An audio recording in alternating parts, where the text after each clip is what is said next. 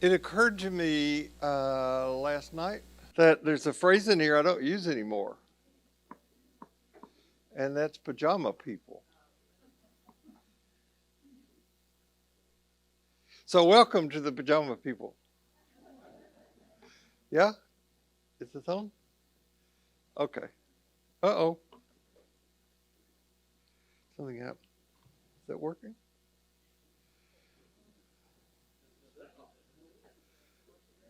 We're, we're split. So, spring break affects us, right? A little bit. And our crew is down today. So, Olivia, thank you for making all this happen.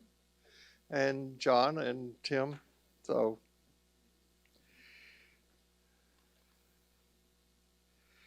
let's begin with some silence.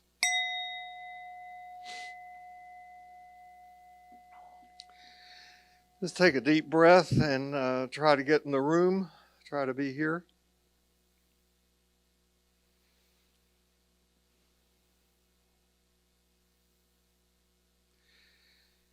And we attempt to be aware that we are right now abiding safely in the heart of the sacred mystery, and that our work here is to allow this mystery to find expression through how we live in the world, so that all creation can make a difference, can experience a difference because of what we do here.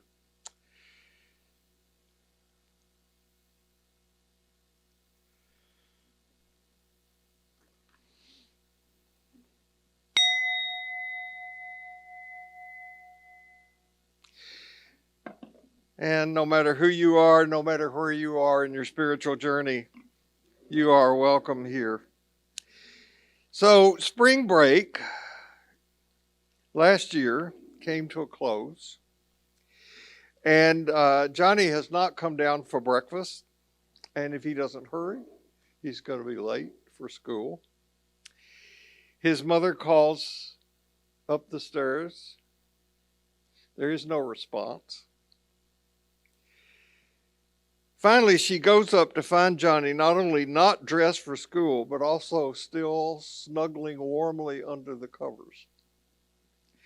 And she reads him the riot act.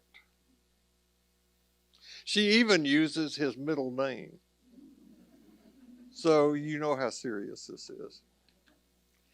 And she said, Johnny, if you don't get up and get dressed right this minute and go to school, you're in big trouble. I'm going to fix you something you can eat along the way. And Johnny protests. He says, I don't want to go to school. I hate that school. Besides, none of the kids like me. They make fun of me behind my back. They ridicule me. I don't want to go to school. But you have to go. Why? Moans Johnny. His mother pauses for a minute and says, I'm going to give you 3 reasons. Number 1, I'm your mother. Number 2, you're 44. And number 3, you're the principal. So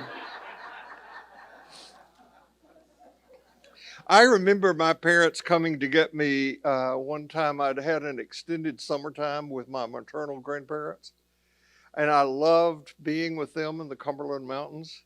They had no electricity. They had no running water. I thought that was so cool. And I would wake many a morning, as we would say in Tennessee, to hear this thump, a thump, a thump, a thump a sound. None of you could guess what that is, I doubt. It was my grandmother making butter, churning butter. I love being there. She cooked on a wood stove. I thought that was cool. Now I don't think I would like that. But so my mother and father had come to pick me up and take me back to Columbia. And my father and my uncle was driving an old car of some kind. They're out running some sort of errand. And I was in the back seat complaining that I didn't want to go to school. And didn't want to go home. I wanted to continue to stay there for the rest of the fall. And I thought maybe I could reason with my dad to get him to see my point of view. And so I said to him, I must have been 8 or 9, using the logic that an 8 or 9-year-old kid has. I said, "You don't want to go to work in the morning, do you?" And my dad did not respond to me. He turned and said something to my uncle, which is as crystal clear to me right this moment as if it had happened just a couple of days ago. My dad turned to my uncle and said, "I cannot imagine getting up and going to a job I didn't love." Now, that wired two things in my brain that day. One was I was going to go to school. And the second was, well, I didn't like school. It would take me years before I learned to like going to school, the process going to school. But the other thing it wired in me was that when I got out of school and became an adult, I would have a job that I would love to get up and go to every single day. I typed into Google the question, how many people don't like their jobs? And the answers I got back were between 50 and 85% of people don't like their work. Did you know that more heart attacks occur on Monday morning between 8 and 10 o'clock than any other time of the week? We have a thought about what we're about to do that causes us stress. Certainly the pandemic has revealed to us the case that records number of people have quit their jobs, have figured out how to work from home.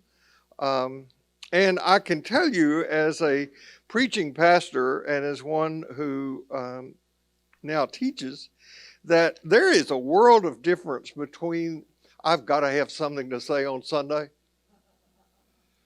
and the experience of I've got something to say on Sunday. So that's what I want to talk to you about today. In the next little while, we're going to talk about 3 things that I'll elucidate in a moment.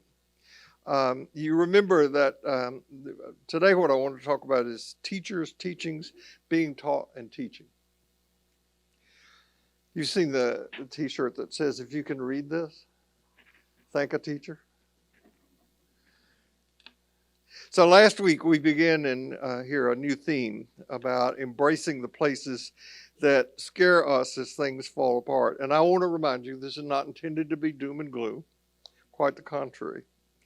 Because my thesis is that it is only by fearlessly embracing the inevitable that we can experience peace. And we also last week began a new ritual, which I will remind you of now so that you can have it in your brain by the time we get to the end of this. I'm going to say at the end of class, our gathering has come to an end. Where will now we go and who will we be? And you respond, we go out to be God's people in the world. So what this time today is about is an expansion of another thought I introduced last week, and it's namely that though there is nothing we can do to stop the inevitability of things and people falling away, we can significantly alter things as well as the lives of people by making concrete our expressions of appreciation, affection, concern, and love. Now, how we do this is by using the most powerful tool that has ever existed in the history of Homo sapiens. What might that be?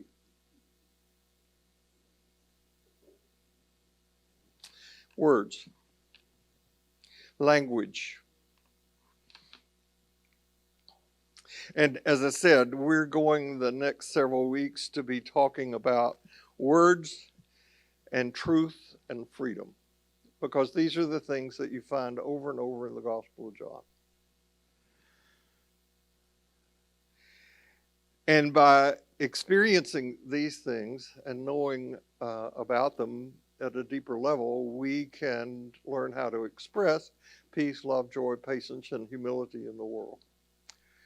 So today and next week, we're talking about words and their power. The Gospel of John, which we're still going to reference and go deep into, begins with the phrase, "In the beginning Now, if you don't know by now, I love words and I love word phrases. I love word origins. I love the origins of phrases. One of the best purchases I made for myself during the pandemic was this really good dictionary of etymology. I can get lost in a book like this, like some people get lost in a novel.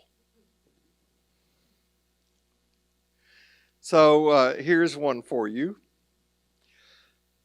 What do these words have in common? Now, I showed this to Sherry yesterday, and she said, well, they all have 3 letters. That's true, but that's not the answer. They're all letters. You got it. They're all letters of the alphabet when you say them. B, C, I, J, P, Q, R, T, U, Y. They're all letters of the alphabet when you say them. And then there's Q.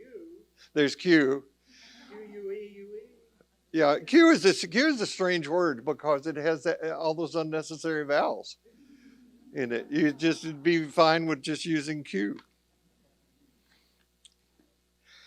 I mentioned to you that my mother was a high school senior English teacher, and the only human being I've ever known who had a degree in Latin. And she used to play this word game, a lot of word games with me. One was about seeing which word had the most meanings.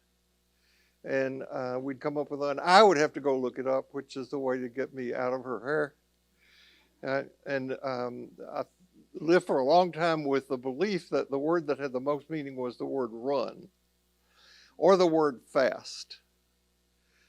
You know, colors can run in a thing. You can fast from food. A horse can be fast. You can tie a horse fast. But the word with the most meanings in the English language is the word set. It has 430 definitions in the Oxford English Dictionary. The word itself commands an entry of 600,000 words. Now, please don't use the rest of this time today trying to think of all the definitions of set. You can go home and do that later. So a few weeks ago, I said in here that I believe in miracles, and I do. I think that it is a miracle that I can stand here and use air to vibrate a couple of chords in my throat that produces sound that goes through the air, that strikes your ears, that you can translate without even having to think much about it, those sounds into intelligible words and string them together to make sense. That's a miracle.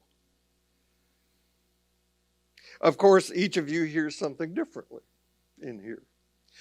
And it gets better because I have had people say back to me in person or email things that I never said in here.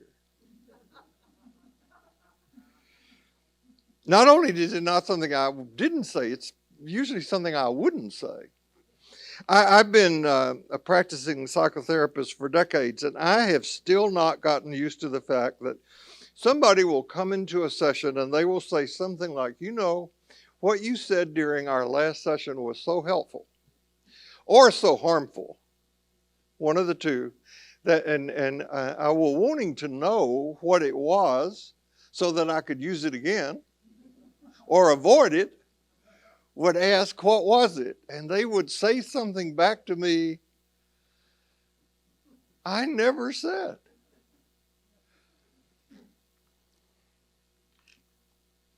Under the best of circumstances, it's a miracle that we can understand each other. The same word in our language can not only have dramatically different meanings, but be pronounced differently. The bandage was wound around the wound.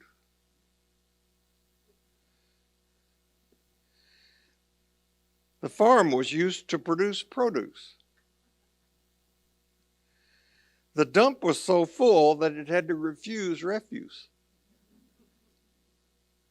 Since there is no time like the present, he thought it was time to present the present.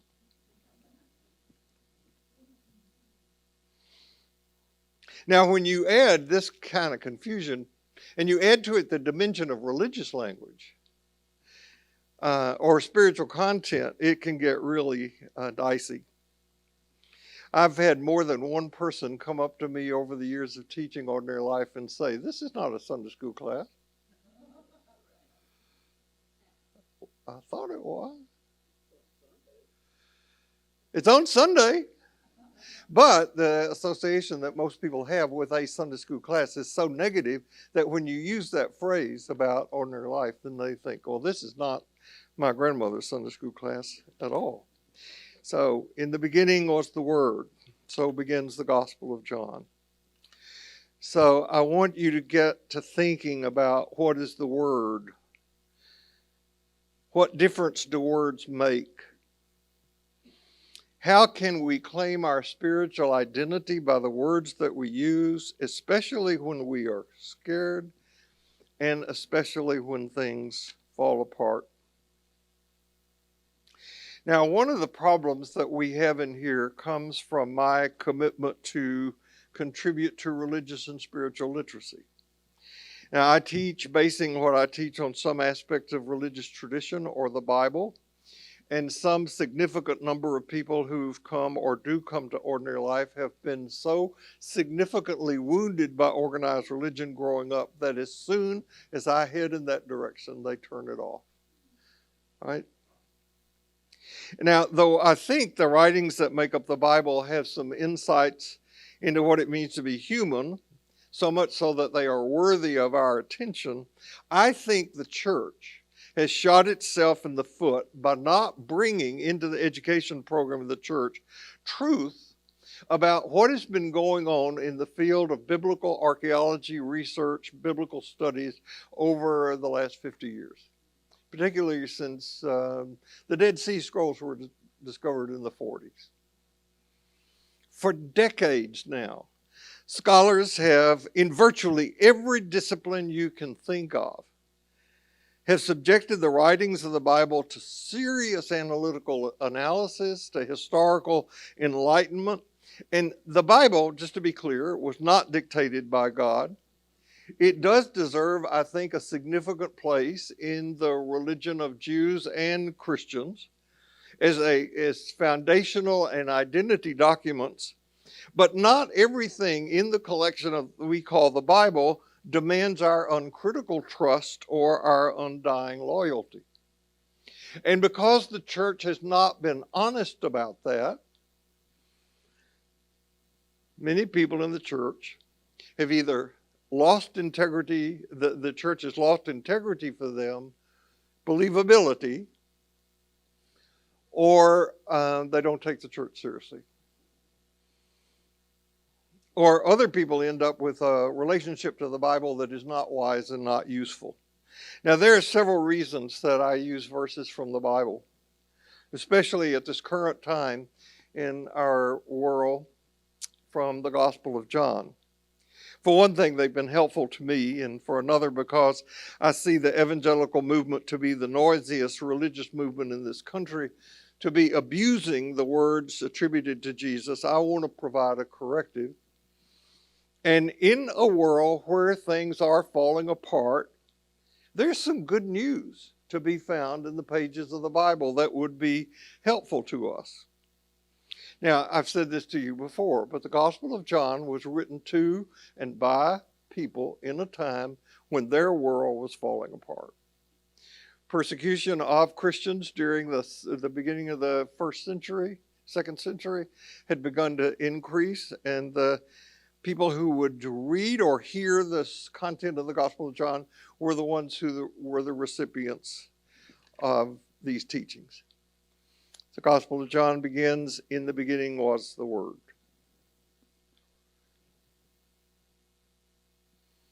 Words matter.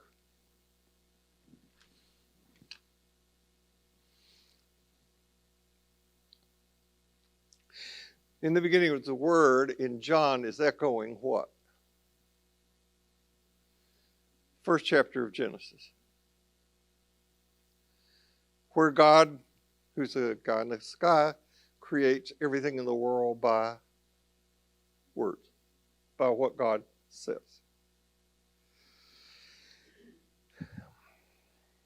So the Pope dies and goes to heaven, of course. And St. Peter greets him and says, "Your Holiness, welcome, come in. What can we do to get your stay off to a good start?" And the Pope thinks for a moment and says, I've been curious about how closely we've come on earth to matching the will of God. We have prayed it every day. Thy will be done on earth as it is in heaven. However, I'm sure we messed some things up. I'm sure we missed some things. Is there any way that I could know? And St. Peter says, of course, and takes him down this long aisle to these huge doors. And these two big doors open, and inside is a library that none of us could imagine. And St. Peter says to the Pope, in here, you have recorded the will of God from the Big Bang Theory until now. And you have all eternity to look at. Take your time. So the Pope finds a comfortable chair and sits down. And a couple of centuries later, in our time, St. Peter passes the door one day, and from inside the celestial library, he hears this deep, agonizing sobbing. And between sobs, the words, actually there's screams that can be heard. "Oh no, God, no, no." And monks and angels come when the sounds begin to reverberate all over the heavenly city. St. Peter goes up and puts his hand on the Pope and says, "Your Holiness, what is it?" And the Pope stands up, almost frothing at the mouth, and he says, "Oh God, no, look," he shouts, pointing to the manuscript. "It says celebrate, not celibate."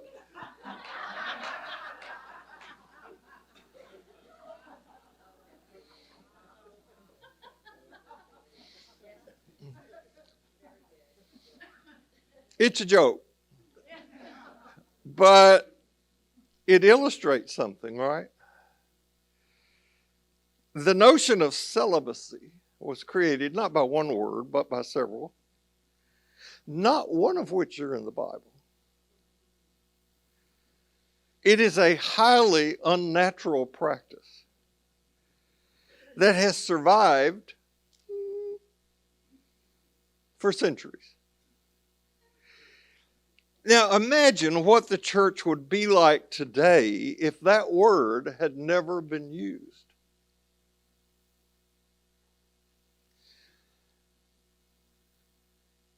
If that word had never been used, it would not more than likely have created a male-dominated church. Maybe women would be held in higher esteem in this church. And God knows how many children might have been spared being violated or damaged for life by pedophile priests. And that says nothing about what celibacy has done to the church's reputation. Now, the idea that words create worlds goes all the way back to the beginning of Jewish mythology. That's what the verses of John are echoing. The book of Genesis in the Bible has two creation stories, and in each of them, God, a male God in the sky, creates the earth and what is on it by speaking words. Now, every religious tradition I know about, every approach that I know about to create a meaningful spiritual life stresses the importance of having a teaching. And if you're going to have a teaching, you need teachers. And without students, of course, teachers are useless. So here you are today, you and I, with this tacit agreement about what we're up to, learning how to embrace what scares us while things fall apart. That's what we're talking about. And I'm the teacher and you're being taught. However, it is much more complex than that. Everyone knows, I suppose, that if you really want to learn something, teach it. So the real student here today is me. And the desire I have to be as clear as possible in communicating a very complicated subject matter. In facing fearlessly the fact that things arise and they fall away, we need to learn some things. And I'm going to take you right to the bottom line today, because my most intense learning experiences have been in the presence of death and dying. Cheerful thought. Just grit your teeth and we'll get through this. It's not going to be as bad as you think. All of my initial clinical experience, my clinical training, was in a hospital setting for 7 years. And so in the hospital setting, we dealt with death and dying on a regular basis. The hospice movement was not in place when I began my training in the mid to late 60s. And what we were taught and what I learned very early on is that, now this is if you're lucky. You remember this? That what my supervisor said to me when we went out on rounds the very first day and we were scared. He said, if you're lucky, you will grow old, get sick, and die. If you're lucky. If you're not lucky, you're going to get hit by a truck or have a sudden heart attack or something like that. But if you're lucky, you'll enjoy this process of growing old, and unless you have a neurological condition, you'll be, thanks to the hospice movement now, pretty lucid and aware right up until the end.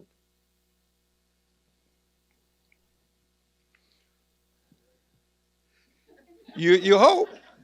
Yeah, you hope. Well, what I learned in the hospital was that people who had been diagnosed with the terminal illness, there was this thing called closed awareness. The patient was not informed about her or his impending death. Now, the doctors and the nurses knew, sometimes the chaplains knew, and with a little experience, you begin to learn how to read charts, you can figure it out. The fact that this patient will never recover. Now, this closed awareness bit is no good when you're in the process of active dying. You need the benefit of knowing what's happening so that you can, as they say, get your affairs in order and say goodbye and all those other things. And then there is the situation where there is suspicion awareness. Gradually, the patient becomes aware that he or she is dying. And so patients who enter into this phase do what they can to elicit information from their caregivers about their dying process. I'm dying, aren't I? I'm going to die, aren't I? I'm not getting out of here alive, or am I? How much longer do I have? And in collusion, usually with the family, the patient gets lied to. Hey, you're fine. We're going to lick this thing. You'll be fine. And then there is a situation where the dying and the caregivers and the family, they enter this tacit agreement, unspoken, of mutual pretense. We all know that I am dying, but we're not going to talk about it. We're just not going to address this situation. And then there is a situation where there is open awareness. The patient knows, has been told, and everybody around the patient knows and can deal with it.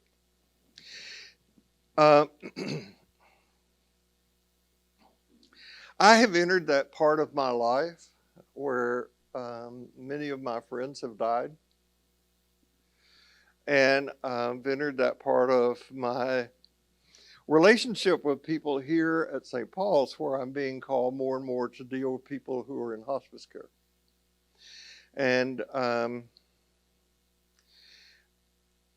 again, unless you have a neurological condition, and hospice is involved in this, of course, if hospice is involved, you know you're dying. Right? And the people that I have been with lately, most recently, for example, one we'll have her service here on April the 3rd, Peggy Odom, who is a member of this church, was told by her doctor, there's nothing more I can do for you. Go home. And that afternoon, Peggy called me, and I went to see her. And I will tell you, and part of this is just experience, I guess, and part of it is my own work, some of which I'm going to allude to in a moment. But the thing I say to people who are entering hospice care is there's nothing to be scared of. You're going to be fine. And I can watch hospice people long enough to know that that's the truth. You're going to be fine. So just so you and I are on the same page here, okay? Whether you know it or not, you are suffering from a sexually transmitted terminal illness. It is called being human. After I was diagnosed with having coronary artery disease and had a quadruple bypass surgery to deal with it, I asked my cardiologist if there was a cure for CAD, and he said, nope. And then he said, I found out later he was Buddhist. He said, remember what Buddha said. To have a body is to live in a house that is on fire. We all are of the nature to get sick, grow old, and die. And so is everybody we love. Everything arises and falls away. Now, if you find what I've just said worrisome to you and off-putting, or that it doesn't apply to you, I remember a few years ago for Sherry's birthday, we went to California. This is not my notes. We went to California to visit one of my very best friends, our best couple friend for a long, long time. The guy who married us, he was also a Methodist minister and a psychologist as well. My racquetball partner every week for 17 years, unless one of us is sick or out of town. He died year before last. And so we got to California, and in 5 minutes after getting there, we were all four walking on the beach. And the women had gone off to talk about something. And Don and I were walking on the beach, and he said, so you came here to celebrate Sherry's birthday, huh? I said, yep. And he said, well, you got a birthday coming up in the fall, don't you? And I said, yeah, I do. And he said, how old are you going to be? And I don't remember what it was, in the late 70s or something. I'll be 85 my next. And he said, so you're close to the end. How's it feel? And the whole weekend, that's all we talked about, was what made life meaningful, how we wanted to be remembered, what we had yet to do, all that sort of thing. And one day we stopped somewhere for lunch, and I found myself saying, well, if I should die. It's reflexive. We deny so much. So if you're in that category and you are not in the process of actively dying, I recommend that you buy and get this book, The Grace in Dying by Kathleen Singh. Kathleen Singh was going to come and speak here. We had a date with her. I called her up and played the trump card. I saw that she was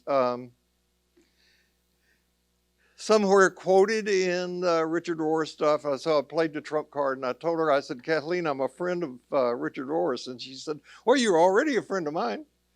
I said, I want to get you to come to Houston to speak. So we worked out a date, and she was coming here to be one of the lecture speakers. And about 2 months after we had arranged it, she called me up one day and said, I can't come. I've just gotten a devastating diagnosis of cancer. I won't be here. And 2 months later, she was dead. And her daughters posted on the website, our mother died like she had taught. This is one of the best books you can possibly get on the subject of death and dying, about your own, The Grace in Dying. Kathleen Singh has a lot of good books, and this is the best. Now, if you are closer to the end and are in the process of active dying, I recommend this book by Atul Gawande called Being Mortal. This is the book that I think allowed Peggy Odom to decide a week or two before she died where she wanted to be when she died. And she transitioned. This is a great book too. Both of these need to be in your library.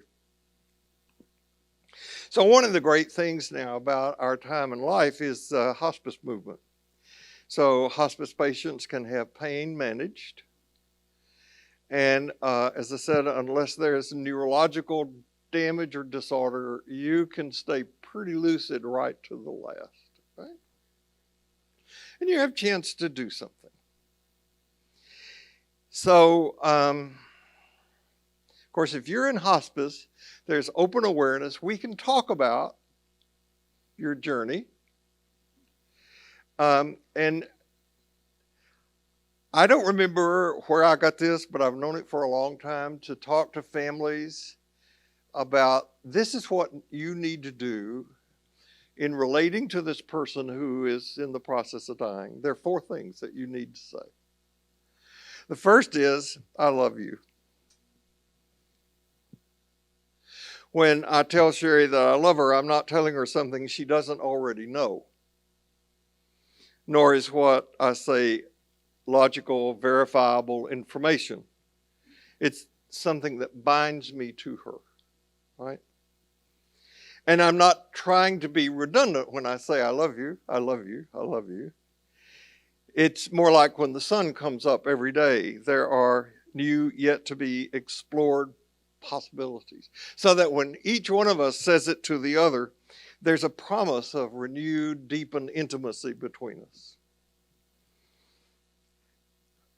And I am confident, just as it was in the Gospel of John, in the life and teachings of Jesus, it is here the most important spiritual teaching I have to offer you is this: I love you. You don't have to do anything to get this love. It's just there. It's yours. So Jesus went about loving people and being really pissed off when the religious leaders of his time indicated that anyone, for whatever reason, was outside God's love. And what he demonstrated in word and deed over and over and over again is, I love you. The second thing to say in the presence of death and dying are always present, right, is thank you.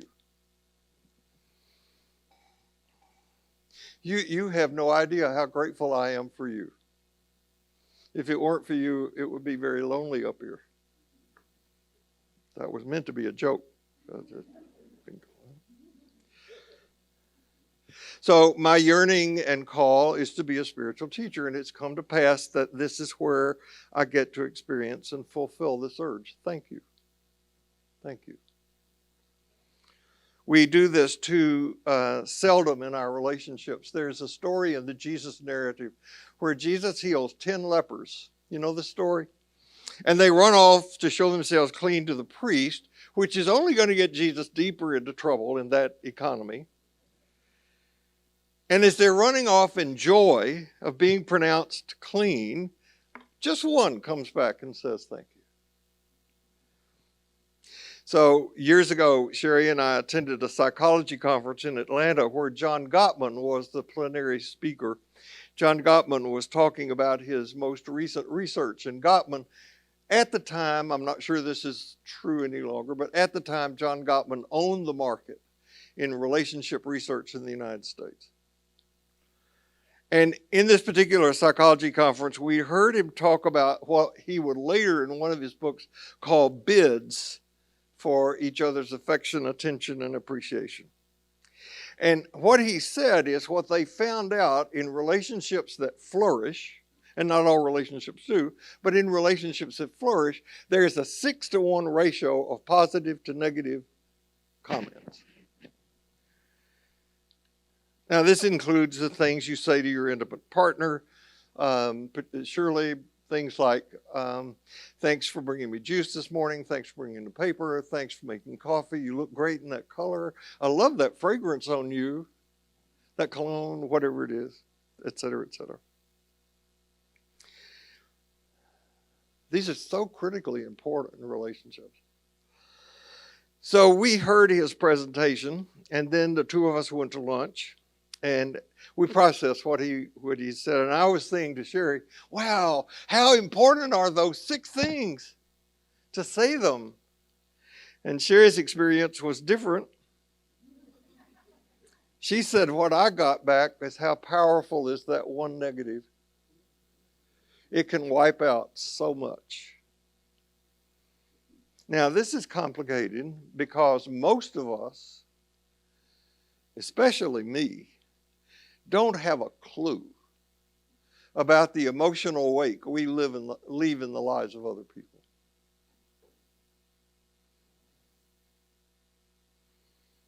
So thank you. You hear that? Thank you, thank you, thank you, thank you, thank you, thank you. That's 6. Needs to be 6,000. Third thing that we need to say to the dying and between us is, forgive me. Please forgive me. You know, you come in here some Sundays perhaps hoping to hear words of comfort and love. A loved one has just died.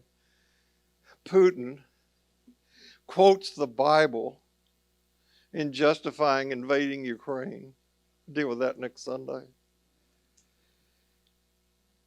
A relationship has ended. Your economic future looks shaky. You're worried about a child who seems to be making all the wrong decisions. And that's the week that I spend telling jokes, telling puns, doing magic tricks. Please forgive me. Or it could just easily be the other way around. You're depressed. It's been a week as hard as you can remember. You're looking for something uplifting, and that's the week I remind you that you are going to die. And what a dire condition the world is in, that nations don't last. Ours might not.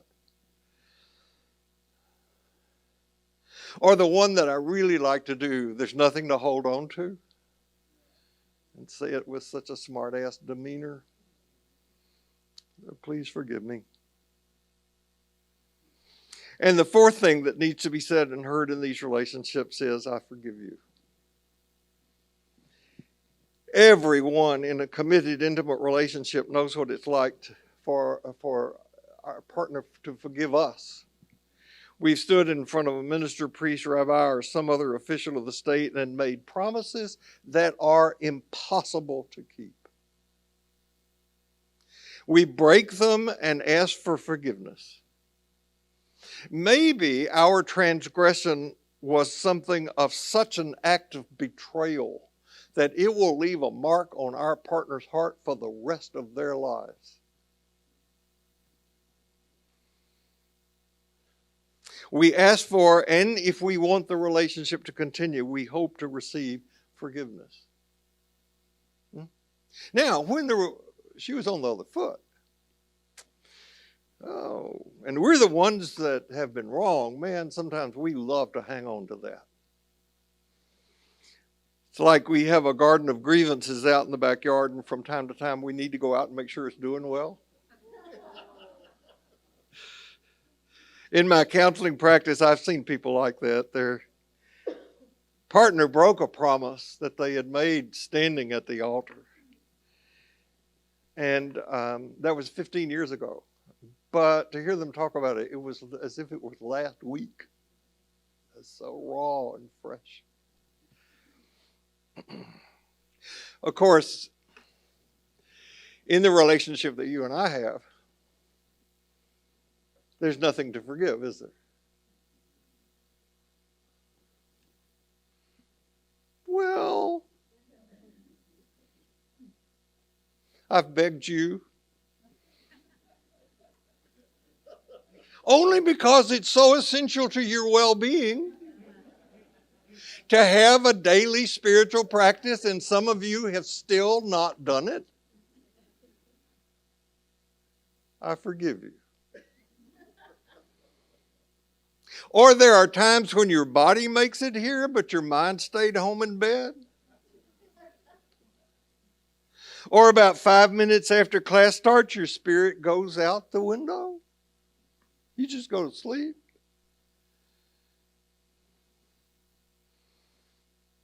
I forgive you. Then there are the times when the projections you make onto me, either positively or negatively, bear absolutely no resemblance to who I am. I forgive you. Or the teacher says, I got an idea about a new direction in which to take class, and you rebel. I forgive you.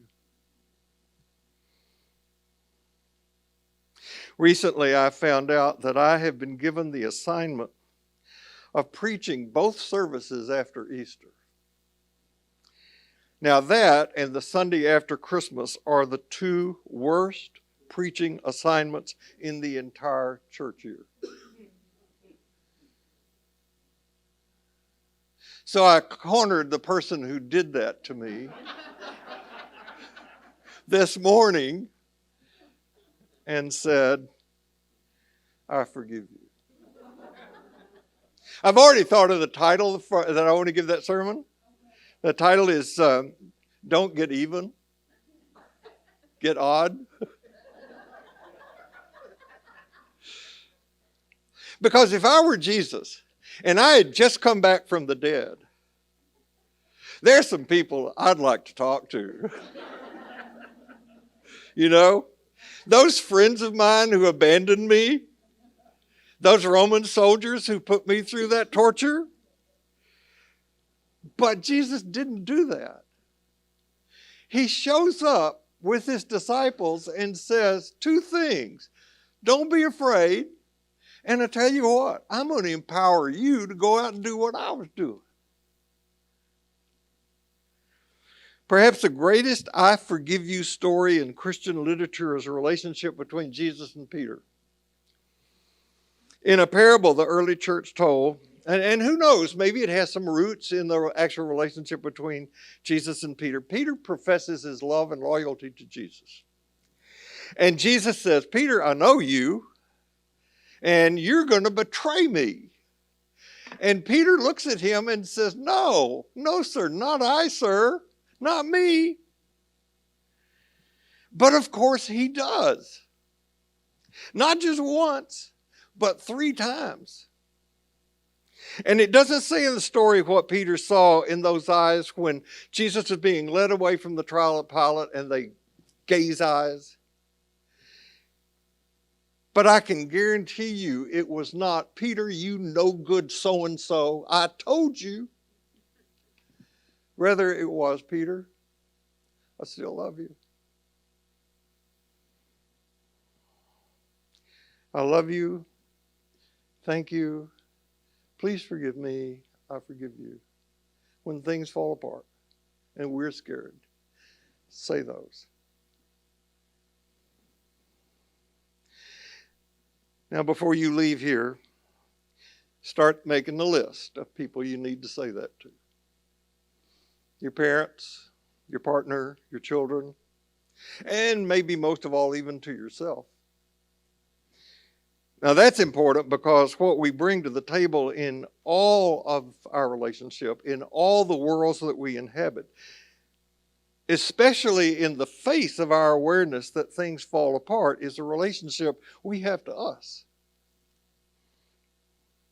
So this is the formula for how you embrace what scares you. If I'm in active hospice and you come to see me, please don't be scared. It's okay. So take these words out of here and use them. Find as many opportunities as you can to use them. I love you. Thank you. Please forgive me. I forgive you.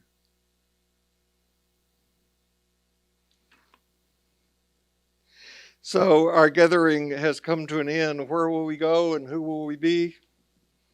We go out to be God's people in the world. See you here next Sunday.